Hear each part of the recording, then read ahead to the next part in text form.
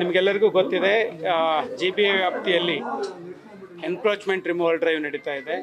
ಈಗ ಆಲ್ರೆಡಿ ನಾವು 100ಕ್ಕೂ ಹೆಚ್ಚು ಕಿಲೋಮೀಟರ್ ಎನ್ಕ್ರೋಚ್ಮೆಂಟನ್ನು ರಿಮೂವಲ್ ಮಾಡಿದ್ದೀವಿ. ಇವತ್ತು ಸಹ ಶಿವಾಜಿನಗರ ಕ್ಷೇತ್ರದಲ್ಲಿ ಶಿವಾಜಿನಗರ ಕ್ಷೇತ್ರದ ಆಲ್ರೆಡಿ ನಾವು ಸುಮಾರು 8-10 ರೋಡ್ಗಳನ್ನ ಕ್ಲಿಯರ್ ಮಾಡಿದ್ವಿ. ಇದು 11ನೇ ರಸ್ತೆ ಇವತ್ತು ನಡೀತಾ ಇದೆ. ಇಲ್ಲಿ ಸ್ವಲ್ಪ ಕಿಡಿಗೇಡಿಗಳು ನಮ್ಮ ಸಿಬ್ಬಂದಿಗಳ ಮೇಲೆ ಹಲ್ಲೆ ಮಾಡಿದ್ದಾರೆ. ಅದಕ್ಕಾಗಿ ಆಲ್ರೆಡಿ FIR ದಾಖಲಾಗಿದೆ. FIR ದಾಖಲು ಮಾಡಿ 10 ಜನರನ್ನ ಸೆಕ್ಯೂರ್ ಅರೆಸ್ಟ್ ಮಾಡಿದ್ದಾರೆ.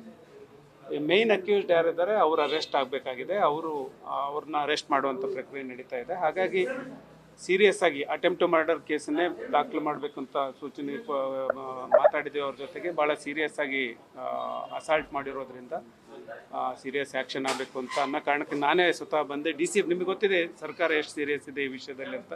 DCP ಅವರೇ ಇಲ್ಲಿ ಕೂತ್ಕೊಂಡು ಈ ಕೇಸನ್ನು ಹ್ಯಾಂಡಲ್ ಮಾಡ್ತಾರೆ. ಹಾಗಾಗಿ ಯಾರೇ ಕಾನೂನನ್ನು ಕೈ ತೆಗೆದುಕೊಂಡ್ರೆ ಖಂಡಿತ ಅಂಥವ್ರ ಮೇಲೆ ಸೀರಿಯಸ್ ಆ್ಯಕ್ಷನ್ ತೆಗೆದುಕೊಳ್ತೀವಿ. ನಾನೀಗ ಹಾಸ್ಪಿಟ್ಲಿಗೆ ಹೋಗಬೇಕಾಗಿದೆ. ನಾನು ಹಾಸ್ಪಿಟ್ಲಿಗೆ ಹೋಗಿ ಮಾಹಿತಿ ಪ್ರಕಾರ ಎಷ್ಟು ಜನಕ್ಕೆ ಹಲ್ಲೆ ಆಗಿದೆ ಸರ್? ನಿಮ್ಮ ಸಿಬ್ಬಂದಿ 5 ಜನರ ಮೇಲೆ ಹಲ್ಲೆ ಆಗಿದೆ. ಅವರೆಲ್ಲರೂ ಸಹ ಹಾಸ್ಪಿಟ್ಲಲ್ಲಿ ಇದ್ದಾರೆ. ನಾನು ಹಾಸ್ಪಿಟ್ಲಿಗೆ ಹೋಗಿ ಅವರು ಆರೋಗ್ಯ ವಿಚಾರಿಸಬೇಕಾಗಿದೆ. ಹಾಗಾಗಿ ಇದುವರೆಗೂ ಯಾರು ಕಾನೂನು ಕೈ ತೆಗೆದುಕೊಂಡಿದ್ದಾರೆ ಅವ್ರ ಮೇಲೆ ಸೀರಿಯಸ್ ಆ್ಯಕ್ಷನ್ ಆಗಬೇಕು ಅಂತ ನಮ್ಮ ಮಾನ್ಯ ಸಚಿವರು ಎಲ್ಲ ಸೀನಿಯರ್ ಅಧಿಕಾರಿಗಳಿಗೆ ಸೂಚನೆಯನ್ನು ಕೊಟ್ಟಿದ್ದಾರೆ. ಪೊಲೀಸ್ ಅಧಿಕಾರಿಗಳಿಗೆ ಮಾತನಾಡಿದ್ದಾರೆ. ನಮ್ಮ ಚೀಫ್ ಕಮಿಷನರ್ ಸಾಹೇಬರು ಎಲ್ಲ ಅಧಿಕಾರಿಗಳಿಗೆ ಮಾತನಾಡಿ ನನಗೂ ಮಾತಾಡಿ ಭಾಳ ಸೀರಿಯಸ್ ಆ್ಯಕ್ಷನ್ ಆಗಬೇಕಂತ ಹೇಳಿದ್ದಾರೆ. ಅದೇ ಕಾರಣಕ್ಕಾಗಿ ನಾವೆಲ್ಲರೂ ಒಟ್ಟಾಗಿ ಇಲ್ಲಿ ಬಂದು ಇವ್ರ ಜೊತೆ ಮಾತಾಡಿ FIR ದಾಖಲಾಗಿದೆ. ಈಗ ಅರೆಸ್ಟ್ ಸಹ 10 ಜನರದ್ದಾಗಿದೆ. ಇನ್ನೊಬ್ಬರು ಅರೆಸ್ಟ್ ಆಗಬೇಕಾಗಿದೆ. ಅದನ್ನು ಪೊಲೀಸರು ಕ್ರಮ ತಗೊಳ್ತಾರೆ. ಇಷ್ಟೊಂದು ಅಮಾನವೀಯವಾಗಿ ಯಾವತ್ತೂ ಕೂಡ ಘಟನೆ ಆಗಿರ್ಲಿಲ್ಲ ಅಂತಂದ್ರೆ ಪೊಲೀಸರು ಸ್ಥಳದಲ್ಲೇ ಇದ್ರು. 4-5 ಜನ ಆದ್ರೂ ಕೂಡ ತಡೆಯಲಿಲ್ಲ. ಇಂಥ ಘಟನೆ ಆಗಬಾರ್ದಾಗಿತ್ತು ಅಂದ್ರೆ ಪೊಲೀಸರು ಈಗ ಪೊಲೀಸರು ಯಾರಿದ್ರು ಅಲ್ಲಿ ಈ ಘಟನೆಯನ್ನು ತಡೆಯೋದಕ್ಕೆ ವಿಫಲರಾಗಿದ್ದರೆ ಅಲ್ಲಿ ಪೊಲೀಸ್ ಇಲಾಖೆ ವತಿಯಿಂದ ಅವ್ರ ಮೇಲೆ ಡಿಪಾರ್ಟ್ಮೆಂಟ್ ಎನ್ಕ್ವೈರಿ ಮಾಡಿ ಕ್ರಮ ಜರುಗಿಸಬೇಕಾಗುತ್ತೆ. ಅವ್ರ ಡಿಪಾರ್ಟ್ಮೆಂಟ್ ಏನ್ ಕೆಲಸ ಇದೆ ಅವ್ರು ಮಾಡ್ತಾರೆ. ಮತ್ತೊಂದು ಪ್ರಮುಖವಾಗಿ ಮಾರ್ಷಲ್ಸ್ ಅಂತ ಇದ್ದಾರೆ. ಅವ್ರೇನ್ ಮಾಡ್ತಾ ಇದ್ರು? ಸ್ಥಳದಲ್ಲಿ ಇರ್ಲಿಲ್ವಾ? ಕಾರ್ಯಾಚರಣೆ ಬಗ್ಗೆ ಮಾಹಿತಿ ಇರ್ಲಿಲ್ವಾ? ಮಾರ್ಷಲ್ ಇದ್ದಿದ್ರೆ ಈ ರೀತಿ ಆಗ್ತಾ ಇರಲಿಲ್ಲ. ಅವ್ರದ್ದು ನಿಮ್ದೇ ವ್ಯವಸ್ಥೆ ಅಲ್ವಾ ಮಾರ್ಷಲ್ಸ್?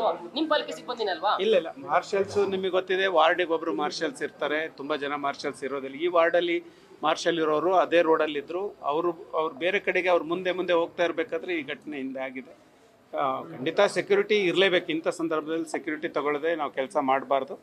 ಇನ್ನು ಮುಂದೆ ಭಾಳ ಎಚ್ಚರಿಕೆಯಿಂದ ಕೆಲಸ ಮಾಡಬೇಕಂತ ನಮ್ಮ ಅಧಿಕಾರಿಗಳಿಗೂ ಸಹ ಸೂಚನೆ ಕೊಡ್ತೀವಿ.